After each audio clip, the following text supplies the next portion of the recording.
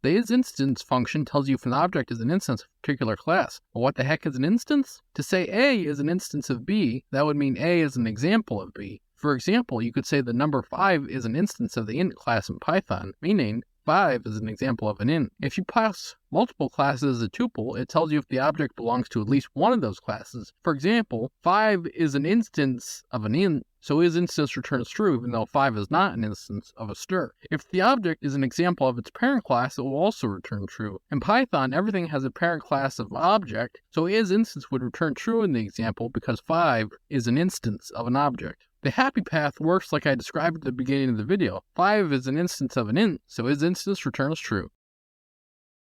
IsSubclass tells you if one class is a subclass of another class. A subclass is a class that inherits everything from its parent's class. Class A is a subclass of itself. If the second argument is multiple classes, true is returned if A is a subclass of at least one of those classes. In this example, it's false because int is not a subclass of bool, str, or float. The happy path you see from the example, int is a subclass of object.